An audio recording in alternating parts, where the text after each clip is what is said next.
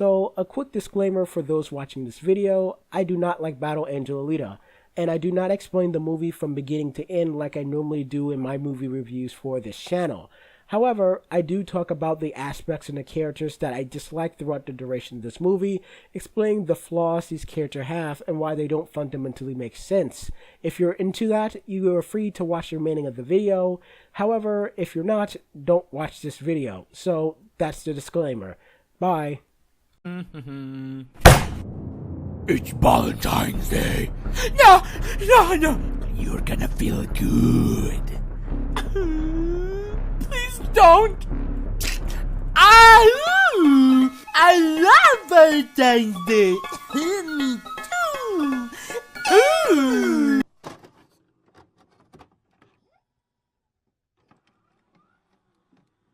Battle Angel Alita as a movie produces a hollowed-out narrative just as empty and unempathetic as the main heroine's eyes, creating a soulless, hollowed-out version of what the original series was, producing nothing less than narrative diarrhea, creating a hodgepodge of a mess mopped off the floor, literally meaning that if you've seen Riverdale, The 100, Shadowhunters, Legacies, Charmed, Roswell, Ruby, Twilight, and The Gifted, and any other generic teenage drama, you've seen this movie. It has a boring, barely strung together romantic subplot that is absolutely pivotal to the story when it's needed the most. Its character development is also a monumental pile of garbage, featuring everyone's favorite cliches from teenage dramas where you have characters that are so spunky and rebellious with their can-do attitude, their inherent nature to rebel against the established order and all forms of stupidity within their lives, trumps and tramples their egos to the point that the only way these characters are justified by their actions is by embracing their narcissism that gives them the moral high ground and privilege in every scenario that befalls them. Because the main narrative of the story is not the drive to discover enlightenment or self-acceptance, the story is driven by each character's obsessions as they try to pursue things they simply can't have in a self-destructive spiral. This would be okay if it was written well, which it isn't, because it's a teenage drama. You see, this movie would have been good if it properly adapted the manga instead of gluing together 8 volumes of 3 major story arcs into one movie, slamming and grabbing unnecessary content from Battle Angel Alita's origin book, The Mars Chronicle, as well as featuring content from volumes in the story like Angels of Death and Chaos, discussing the war between Earth and Mars. But it does, instead of adapting the story this movie is trying to tell, which is primarily the first 2 story arcs of Battle Angel Alita, Rusty Angel and Tears of the Angel. This movie focuses so much on setting up a 6-movie franchise that it forgets that it has to tell a compelling story that is well thought out, and as you can see by the title of this video, it doesn't, and instead butchers every character for self-serving plots that revolve around Alita, because whoever doesn't give her what she wants is a Nazi. So, this is why I believe Battle Angel Alita the movie is a bad adaptation of its source material, and why this movie as a standalone movie is garbage. So, to start off, despite all the reshoots, rewrites, and production callbacks, none of it really helped the movie, considering the very fact that it seems the screenwriters didn't know what they were really doing because it lacks direction, because it fails to comprehend the source material as a narrative drama. One of the many problems of this film is that it's a movie that features many villains but doesn't feature a real antagonist, creating a narrative dissonance at what are supposed to be emotional high points of the movie, which are only undermined by every character's motivations, dreams, and desires, contradicting their own desires and philosophies along with ideologies for the sole purpose of the existing plot at hand. The primary villains of this movie are Cryan, who only exists in this movie because she's an original character, Victor, Zapan, Grushka, and Dr. Nova. The problem this movie has is that Dr. Nova is the true antagonist of this movie when he shouldn't be. The plot twist of this movie is that Cottonmouth and Karen Voice/Suit Lady aren't even real characters, even though they are. It's revealed pretty early in the movie that Dr. Nova, who lives in a floating city, has implanted Suicide Squad-esque bombs and implants within everyone's head, which allows him to see and hear through everyone's cyborg and android bodies. How did this happen? Well, the people did it to themselves because they needed the technology he produced for them to survive, but that's manga spoilers.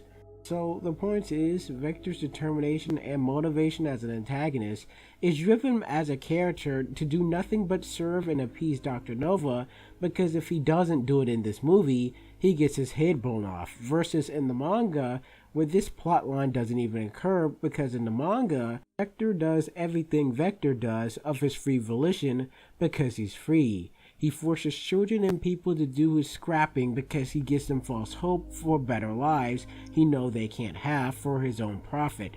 He's literally a dream eater and a snake that whispers sweet lies into people's ears to make them feel good about themselves and what they do, despite how immoral it might be, in a chance of a better life. He does this because he can, not because he's being controlled by Dr. Nova. While in the manga, yes, he is a douchebag and he's disgusting throughout the entire story, but it's of its own free will.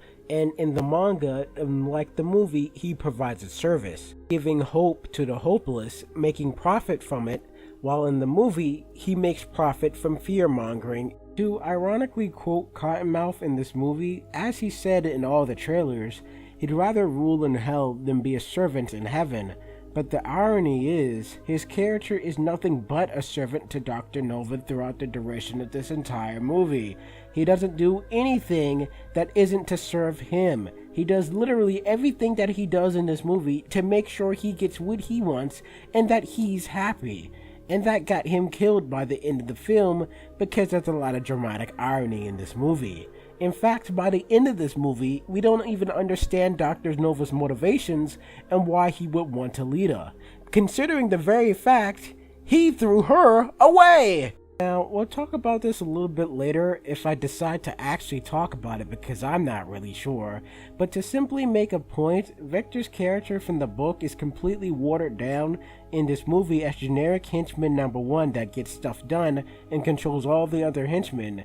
And in fact, every character that has an antagonistic role in this movie is just a puppet of another puppet being controlled by a puppeteer known as Nova, who lives up within a high castle pretending he's God.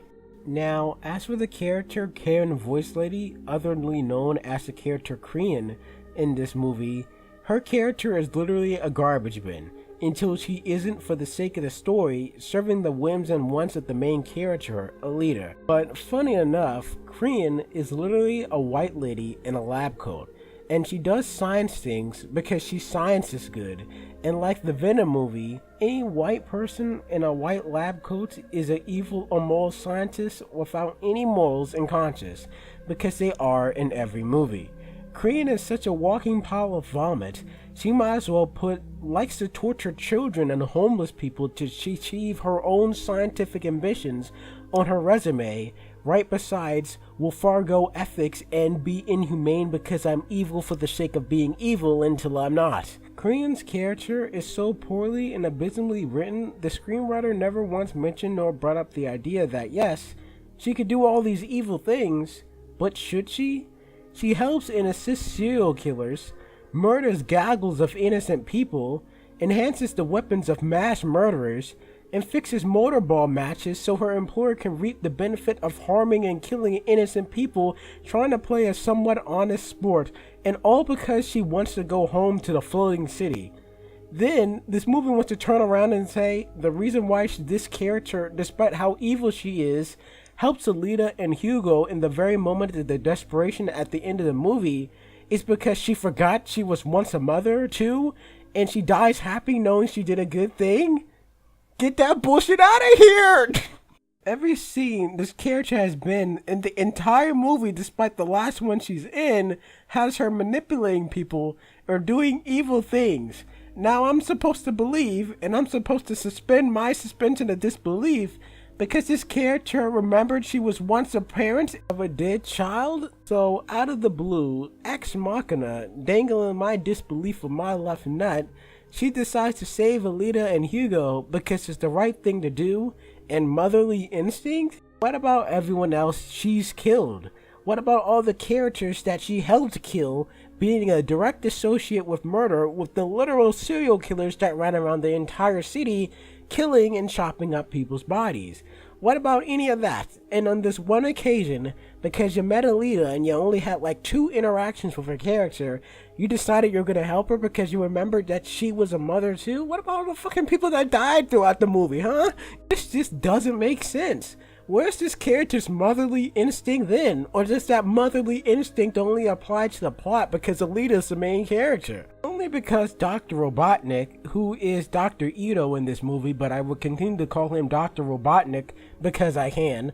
Only because Dr. Robotnik was this character's husband, and you had a kid with him, then lost your humanity when she died, doesn't excuse this character of all the shitty things she's done to finally turn around when a pivotal moment within the movie occurs and decide to help and do a good thing at the end of the movie for the plot's sake.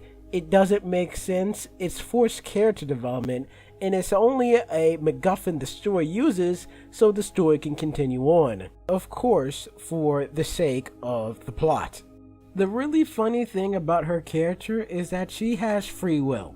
She has free will because she isn't being controlled by Dr. Nova, nor has any cybernetic implants installed within her body. Because the plot twist this character has within this story is that she's from the floating city and the sky, and she's completely human. This character's motivation is that she just wants to go home because she doesn't want to live in this shitty city. So this movie and the screenwriters want me to believe the only character that was literally standing beside Cottonmouth and trusted him to the degree that she was willing to sleep with the man and knock uglies with him, knowing this character enslaves children, helped him and Dr. Nova commit 1,000,000 atrocities and crimes against humanity, and helped him and Dr. Nova do it all because she wanted to, becomes a good person by the end of the movie because she did something to go against the main antagonist's wishes, and helped Alita and Hugo because she remembered she was a mother at the very last second and forgoed all her evil immoral scientist ways to be good. The movie wants me to believe that, but I'm just not. Her character is garbage and only serves as this one ex machina throughout the duration of the entire film. There is literally no reason why she should have helped Alita at the end of this movie. In fact, she should have bashed Alita on the head and took her back to Cottonmouth so they can scrap her. This movie makes no sense, man. Only way that this scene could make sense in this entire movie is if her daughter's name was Martha and Alita's name was Martha, which isn't the case, so it doesn't make sense. So Damian's character is garbage. Now, when it comes to characters like Zapan and Grishka, they're really nobody within the manga, and in this movie, they are nobody as well. At least in the manga, however, the character motivations aren't, "The reason why I gotta kill Alita is because she's a woman, and she defeated me, a man, then embarrassed me in front of all my scumbag asshole friends, so I've gotta have revenge on her, because my butcher shot of testosterone won't allow my pride to be trampled like this." Every villain in this movie is literally a bad and poorly written character, while the movie resolves itself without revealing why Dr. Nova is so interested in Alita in the first place.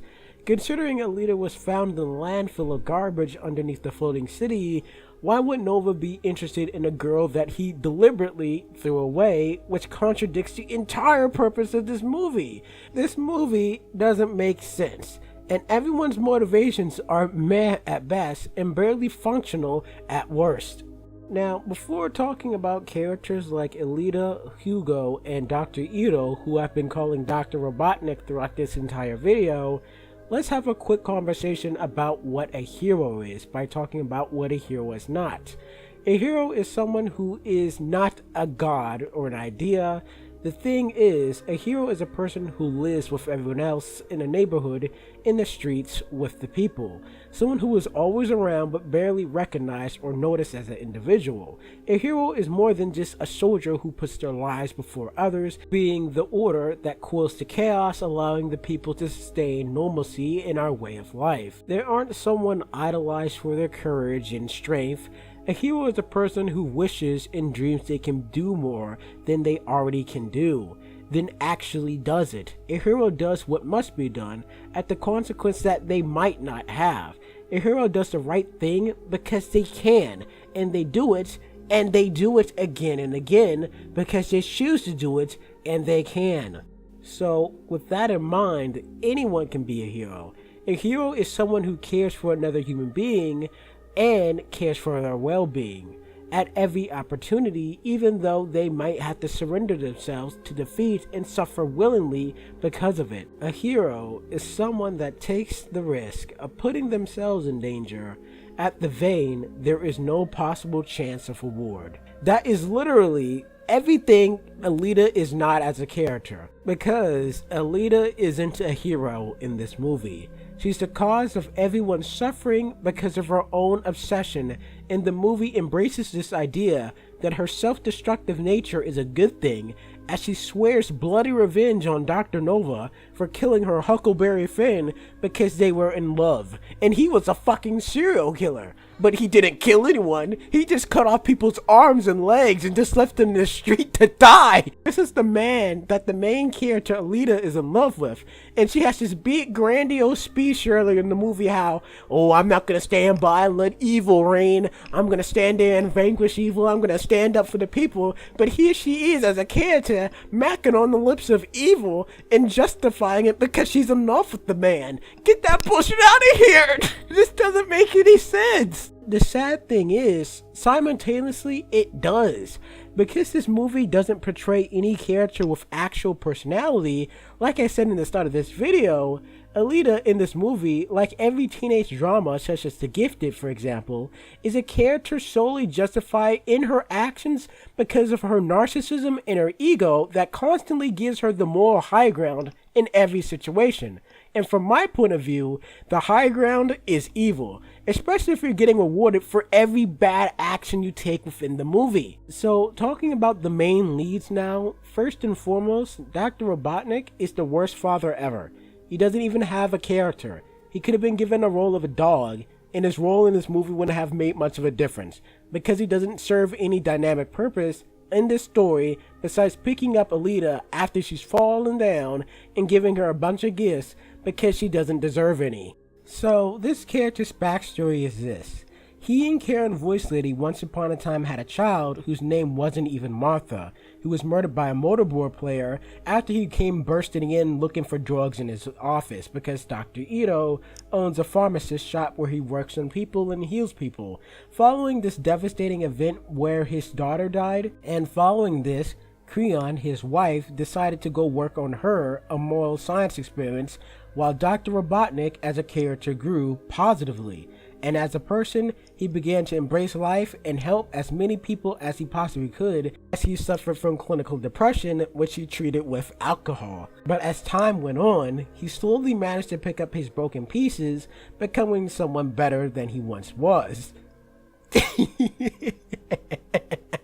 I wonder if anyone believed that. If anyone believed anything that I just said, it didn't happen in the movie. If you thought any of that happened, you're wrong.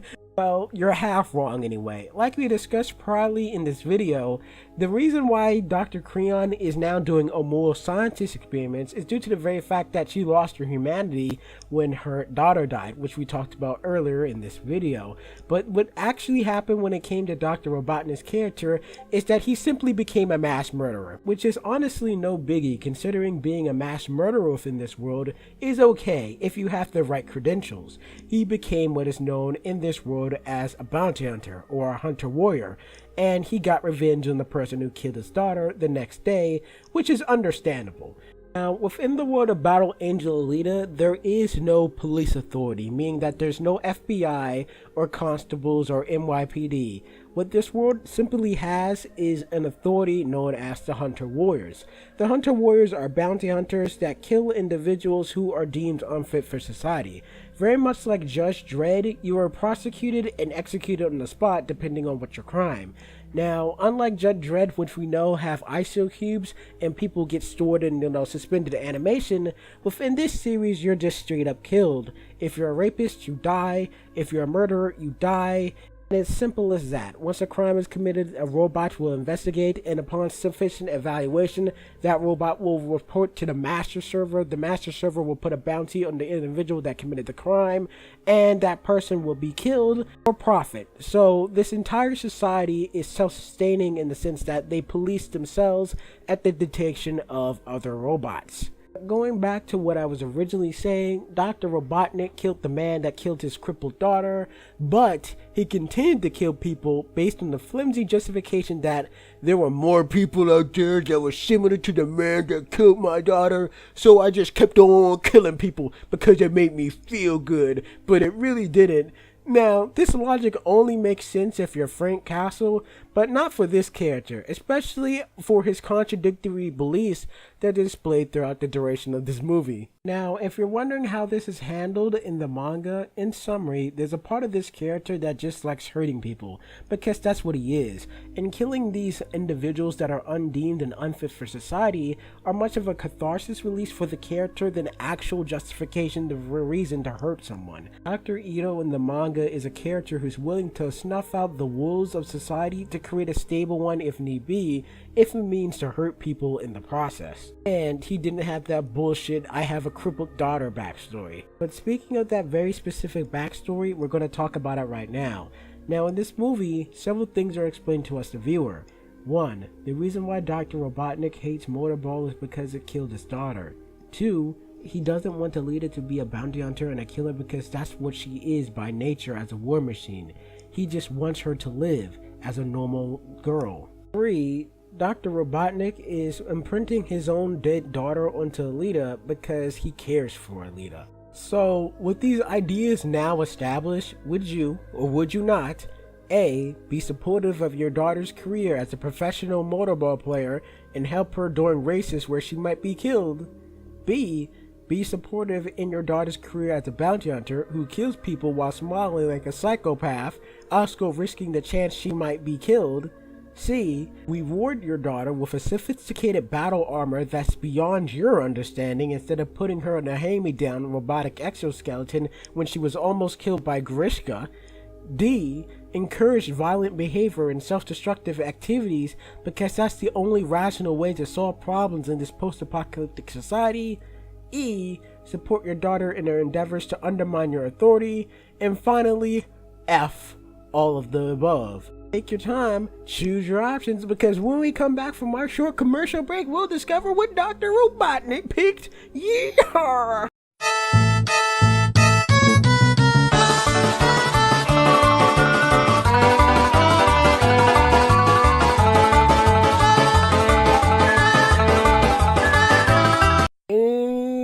Back. Hope you got your answers locked in, folks, because if you picked F, that's exactly what Dr. Robotnik did during the entirety of this movie. Nothing, yet everything, and the precise reason why he's such a terrible character. Yeah, buddy.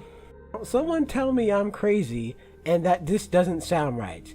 After telling Alita not to be a hunter warrior, she trashes her exoskeleton, breaking it in a fight, for Dr. Robotnik to reward her with a new shiny armor that's so advanced he barely understands its weapon's capability and is gonna give this to an angsty, unstable teenager. And yeah, there's more. After telling Alita the backstory about how his daughter was killed and the level of violence that is occurring during the motorball games, he decides to help Alita in her motorball tournament, knowing full well he hates the sport and doesn't want to be a part of it. It's even established earlier in the movie when Creon visits Dr. Robotnik early in the movie in the first 10 minutes to ask him for his help in a motorball match, where he promptly refuses due to the very fact that he hates motorball. But guess what he does? He wants Alita to be in the motorball tournament because that makes sense. And to add more fuel to the fire, he even encourages Alita to be the best version of herself, which is clearly a bad idea because he even admits in the movie, Alita is naturally and by design made to be self-destructive and a killing machine whose only purpose in life is to maim and kill people, which is completely contradictory to what he wanted Alita to be in the first place, a normal girl. This movie just doesn't make sense, man.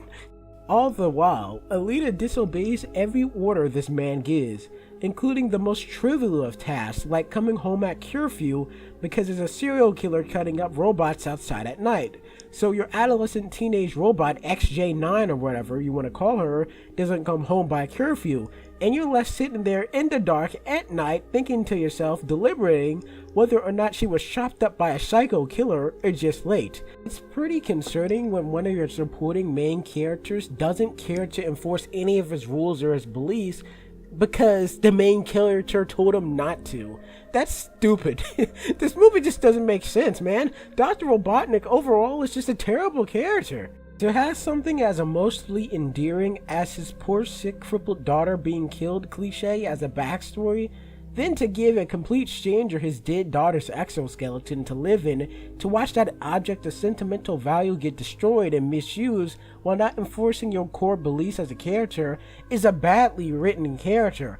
Dr. Robotnik is a character that was shaped by the world, his achievements, his goals, his misfortunes, the whole shebang. Then Alita rolls around in the story, and everyone that doesn't give her what she wants is a Nazi and is against her. And she has her, oh man, no one understands me, I gotta be rebellious, you just don't understand me, Dad. It's just bullshit, man. It doesn't make any sense. The character just gives in to all the teenage angst that Alita has as a character and tolerates it for reasons that don't make any sense at all. Now, we're gonna talk about the two worst characters of the movie, and I'm gonna try to be as quick as possible with this. Hugo and Alita. We're gonna start with Hugo, then we're gonna work our way to Alita. Now, Hugo's character is just an asshole through and through, and he's by far the worst character this entire movie has to offer.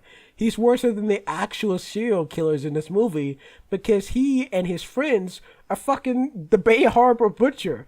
They literally roll up on unsuspecting cyborgs and androids and cuts off all their ligaments to sell them for profit, and they leave them sitting out there in the street like a turd blowing in the wind. I mean, seriously, what the fuck? This character is sitting there going on crying and whining like a little bitch, telling Lita he loves her and that he just doesn't understand what's going on in his life. He doesn't know when it all went wrong, and Alita's like, oh my god, is it true? You did all these things? And he's all like, hell yeah, I did all these things to achieve my own ambitions and agenda because I wanted to go to the floating city and I didn't want to be in this turd pile.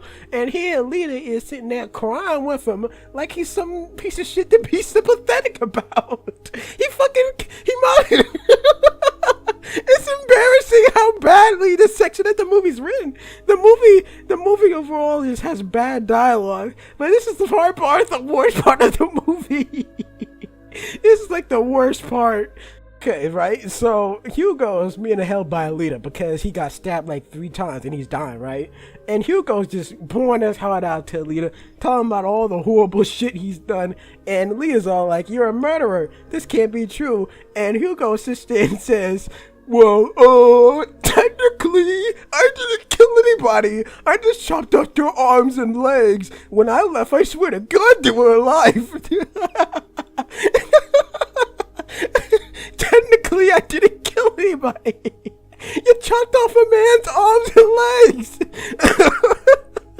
Man sitting there saying, technically, I didn't kill anyone. That doesn't give you the right to cut off people's arms and legs and pretend it's not illegal. That doesn't even sound right.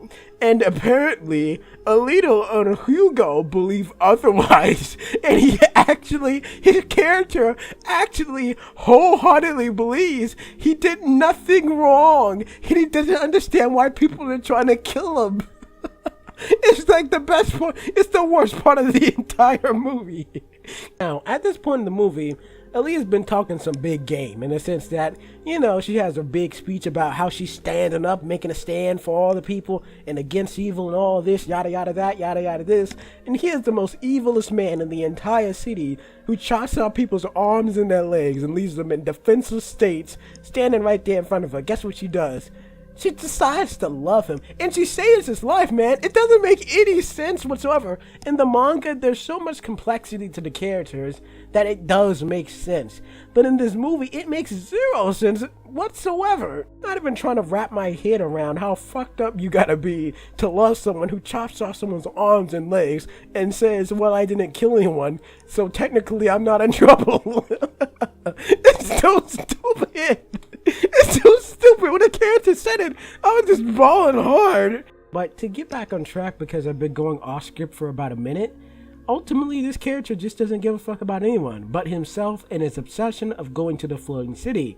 And Alita loves him back despite all the horrible shit he's done, all his horrible characteristics, and everything this character isn't, and what he's supposed to represent to her, of being this, good guy that does good things because he's a good person, when he's really a piece of shit that does piece of shit things because he stinks.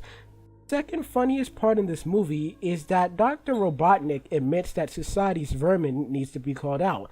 It's why he continued to kill people after he got revenge for his daughter's death.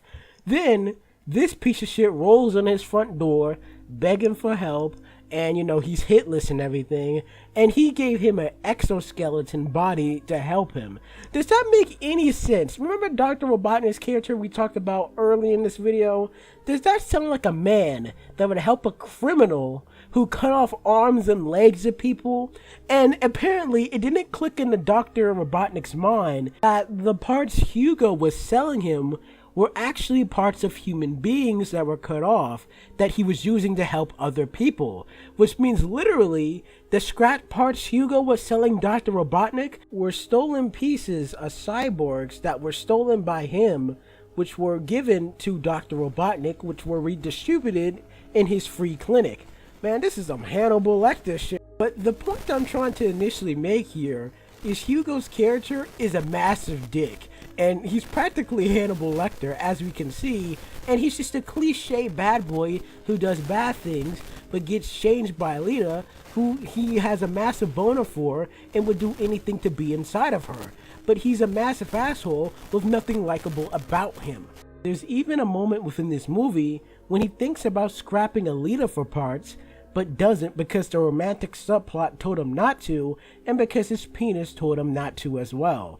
There's so much wrong with his character that even when he changes and chooses not to be a scrapper anymore, it doesn't feel earned because all his actions within this movie are just dickish. Hugo isn't a character, he's an archetype with no layers, and that's bad. That's why he's a bad character. All the promotional trailers for this movie, this character is portrayed as a character who believes that everything in this world is a dog-eat-dog world, and the struggle is always real, but the only thing this character struggles with is to keep it in his pants. Now, for the grand poobah, Alita, the worst character of the entire movie. Alita's character is literally the spiral that steers the cake batter in this movie. Everything is literally her fault, and the worst atrocity she commits in this entire movie is absolutely having no personality, just like Captain Marvel. Alita is a character that believes she always does the right thing for right reasons because she's good. She even has this line in the movie when she tells everyone, "I'll vanquish the evil and stand up against the evil that face me too, and I'll stand up for the people because I'm a good person." But in reality, she's a selfish bitch who destroys everything that was given to her throughout the duration of the full movie. Now, believe it or not, the manga and the movie share a lot of similarities. However, the context that happened in every situation that occurs in a movie is presented differently in the manga. I'm not going to go into detail about how and what those situations are, but they are different. The movie treats Alita like she's the MVP and the star, giving her reward after reward with no consequence. The manga treats every scenario that befalls Alita with consequence, to the point where Dr. Ito actually becomes one of the antagonists of the book. This movie overall doesn't do anything to humanize the hero, but drops her off in the abyss and lets her stay at the bottom and gives her a medal for it. In the start of the movie, Alita was a good character up until the point where she had her first flashback with her on the moon and discovered she was some kind of soldier. After that, her character just became obsessed with violence and having sex with Hugo. It's the same as the manga, but the situation and context of everything is completely different. In the manga, she doesn't even have the flashback she was on the moon. Alita still very much has no clue who she is. Alita's own self-destructive nature in the manga manifests simply by circumstance and her adapting to this brutal cyberpunk world. In this movie, everything that occurs within the movie is literally Alita's fault. Alita had one memory flashback in the start of the movie, and now she's obsessed with becoming a hunter warrior, not because she wants to help people, not because she wants to know who she is. She does it because she revels and thrives in violence. It's a character that had a logical jump and said that, well, due to the very fact that I had a flashback defending you from those serial killers, I'm gonna become a hunter warrior so I can get my memories while killing all these other bad guys because they're bad people, and I'm justified in what I do because they're murderers and killers. But then when someone I know is the murderer and the killer and does something immoral, I'm gonna flip the switch and I'm gonna say I need to defend this person at all costs. Alita is a character so narcissistic and egotistic, she walked into a bounty hunter bar with her silver tongue like she owns the place and talks shit to everyone. She calls all the bounty hunters cowards and all the people bitches because they let this other guy named Grishka just kill all the people he wants, and because there's not a bounty on his head, they don't do anything about it. They're clearly afraid of Grishka, and here she is walking into the place calling everyone punk bitches, throwing beer bottles, pointing fingers at people, hitting people because she's entitled to do the right thing. Of course, immediately when she walks into this bar, they fuel the narrative of, oh man, Alita can't be a bounty hunter because she's a woman, even though there are female bounty hunters in the room. But guess what all the men do anyway? They go throughout this entire narrative of, oh man, she's a woman and a little girl, she can't be a bounty hunter, blah blah this, blah blah blah. And of course, Alita reciprocates with the narrative of, because I'm a woman, I'm strong and I'm independent, I can fight as good as the boys. And she instigates a fight simply because she could. Because Alita is such a smartass making smart decisions, this instigates the Japan plotline where Japan wants to kill Alita because she's a woman and he wants revenge, and Japan will do anything to kill Alita because he wants his honor back, or he wants to go back his nutsacks.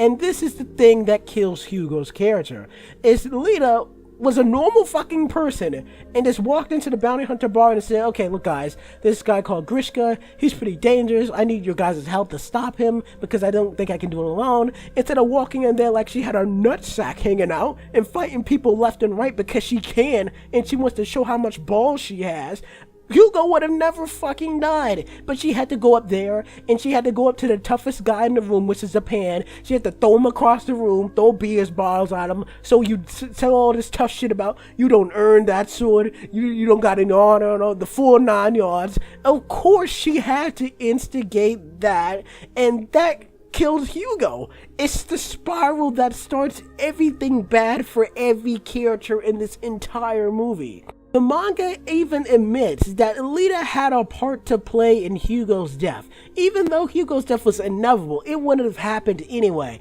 Alita admits it was somewhat her fault for the things that she done. The movie says, well, due to the very fact that this character's narcissism and ego is bigger than her body, she's justified in everything that she does because she has the moral high ground.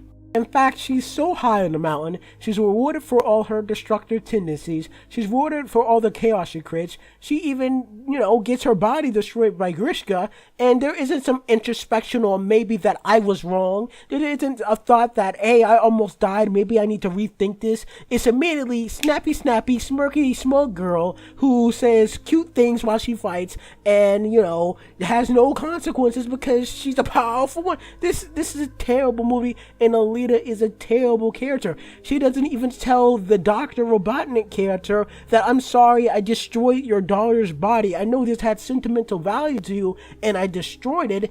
And Dr. Robotnik doesn't even bring it up as a character. He's just all like, oh, whatever. It didn't mean anything to me. I just was keeping it in the attic. I didn't really care.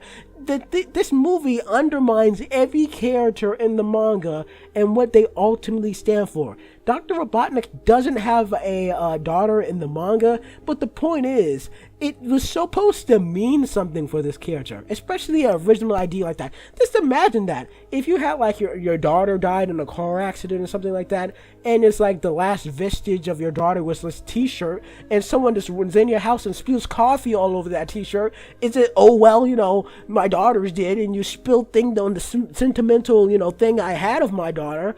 Is it just, oh well, you throw out the thing or you just put it in the dryer? No, you're gonna get pissed. You're gonna be angry. What does Dr. Robotnik do? Was like, oh well, it's just Alita being Alita. This movie is just bad. Every bad thing Alita does gets rewarded or completely ignored. There's a lot of bad things this character does, and I could go in depth talking about it, but I really don't think I need to at this point. I think people fully understand why this is a bad movie, and I don't need to talk about it anymore. But let me just wrap this up really quickly and tell you why the ending of this movie is so terrible too. Before I even talk about it, let me just say this. When Alita's body gets destroyed and, she gets a new battle armor, it's boo-hoo Alita, boo-hoo, Alita forced to fight, oh god, boo-hoo. It's all about her at this point in the movie. And it's boo-hoo. It's like Ito doesn't even care. It's really, really bad. And the guy gives her a stronger body so she can continue to go out there and fight harder and faster, because that makes sense. Then guess what Alita does after that? She uses it to fight in the motorball tournament, even after hearing the backstory that Dr. Robotnik's character had with motorball and motorball player. Then as the story continues on, she kills a bunch of racers who are actually hitmen. Well, some of them were hitmen, some of them were just normal people. Then she proceeds to kill everyone who wrongs Hugo, because that made sense and she was justified in all the murder and chaos she committed. And guess what? There's not a bounty on her head or anything. And despite Hugo being the robot butcher, she's all like, I gotta get revenge on Hugo, due to the very fact that, he died and I loved him. And even though he was a piece of shit I care about. This movie just doesn't make sense. Let's just talk about the end of the movie. Okay, so the end of the movie goes like this. Everyone dies besides Dr. Robotnik and Alita. The two worst developed characters throughout this entire movie survive, and the characters with the least amount of empathy. As the story continues on, Alita swears vengeance on, the city, and she points a sword at the city, and she's all like, I'm coming for you, Dr. Nova, because you killed my boyfriend. And that's how the movie ends. Alita isn't really the hero, she's the villain. And like I said, I'm done. But the reason why the ending of the movie is bad, and the ultimate problem this film has, is that Alita has no personality. And because she has no personality or distinct personality traits, besides being overly aggressive in a Barbie doll, she hurts everyone she encounters because the screenwriter decided to make her a hero that does good things without having interesting character traits behind the amnesia she has. While all the other characters in the movie are bad because they're poorly written and undermines their own personalities and beliefs for the sake of throwing everything away for Alita, who pretends she's good while everyone else is bad when the opposite is the case. This is a bad movie, and I'm giving it a rating of 3 out of 10 because this movie has no ending. It doesn't end on a bang, doesn't give anyone closure, doesn't end ambiguously, and has no thematic question to ask the audience, considering this is a hardcore sci-fi and cyberpunk-based movie, which is based on and inspired by the nihilistic and existential discovery themes from stories like Ghost in the Shell. This movie literally says nothing and does nothing with its characters while attempting to be interesting.